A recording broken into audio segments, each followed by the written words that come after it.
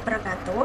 Yang terhormat Bapak Dr. Pratama Setiaji, Eskom Mkom, selaku dosen pengampu mata kuliah struktur data, dan juga rekan-rekan yang saya hormati.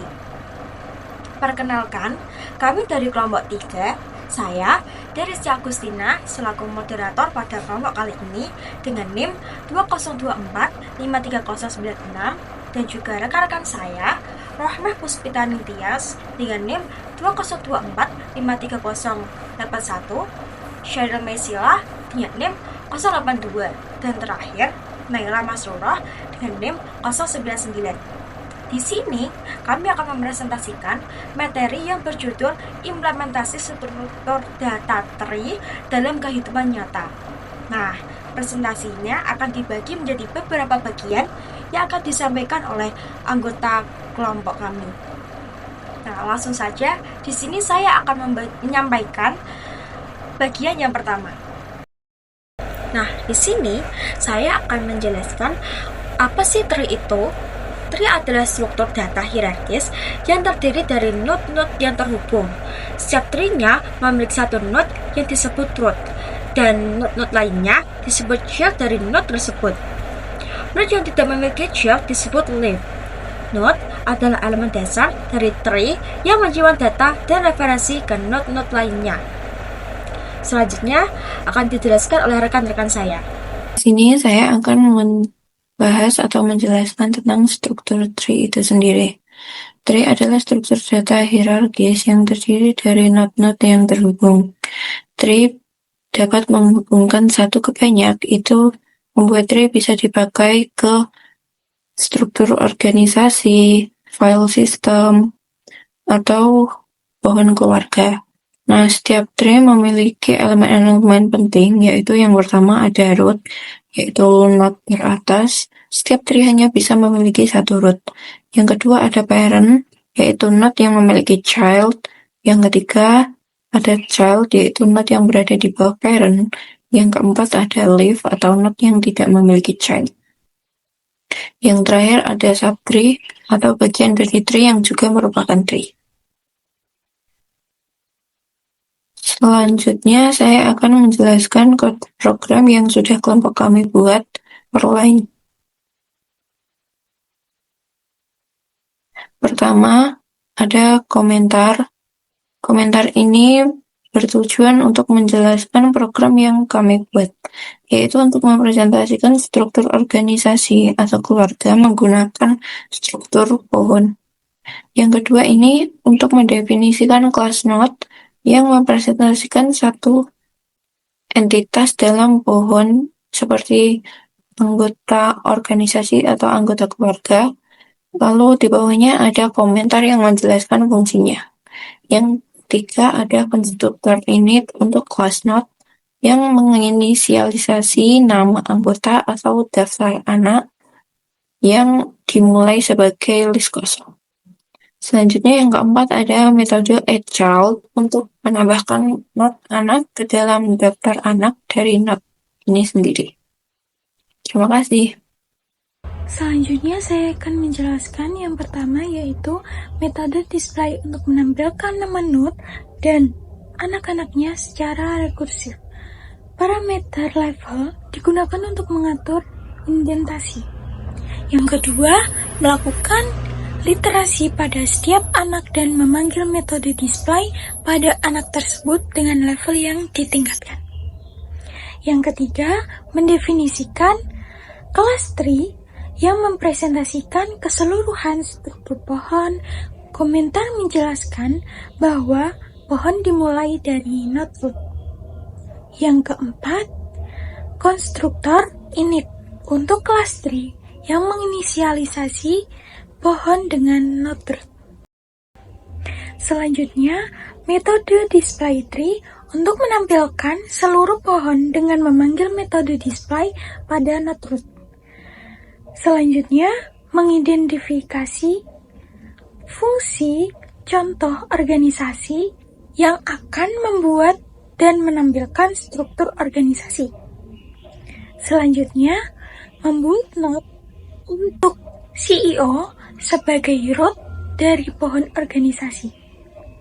Selanjutnya, membuat note untuk kepala departemen, yaitu head, di bawah CEO. Yang selanjutnya, menambahkan kepala departemen sebagai anak dari note CEO.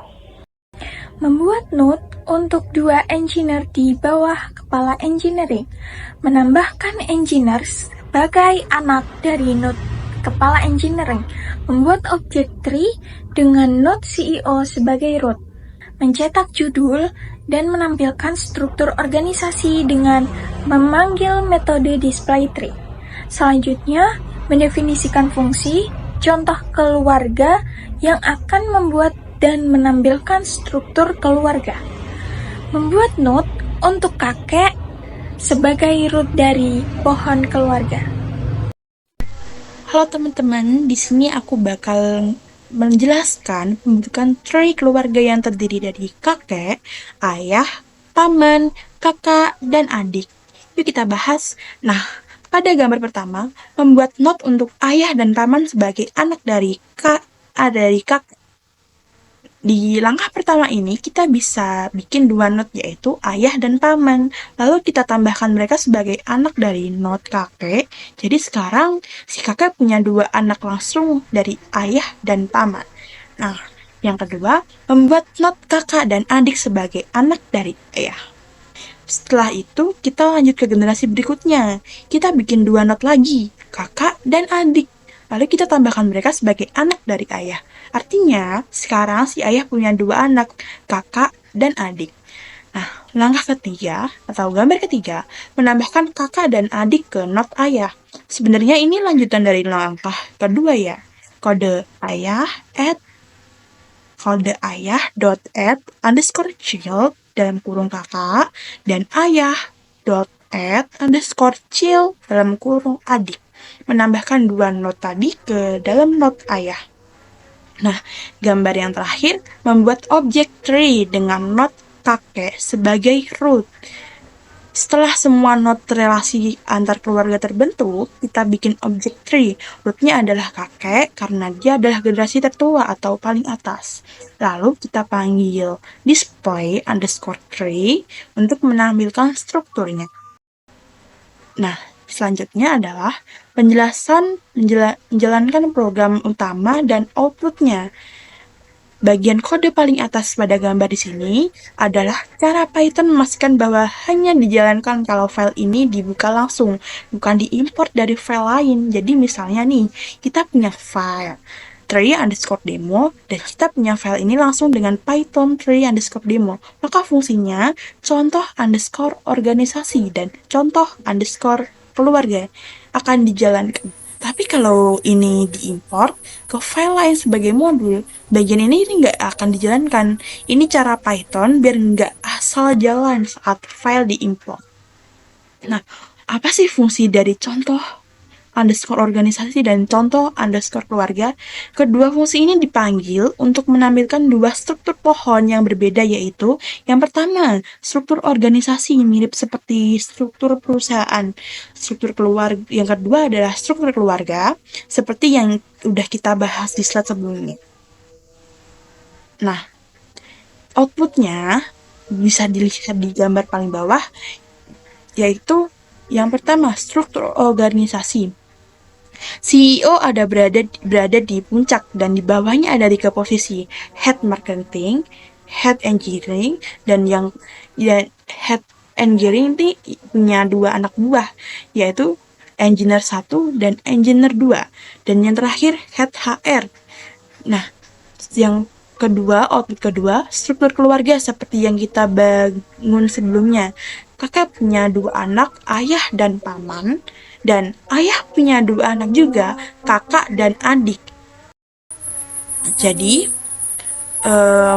kesimpulannya, implementasi ini menunjukkan bagaimana konsep tree abstrak dapat diaplikasikan dalam berbagai konteks nyata, dari struktur data, algoritmatik, hingga representasi organisasi dari keluarga.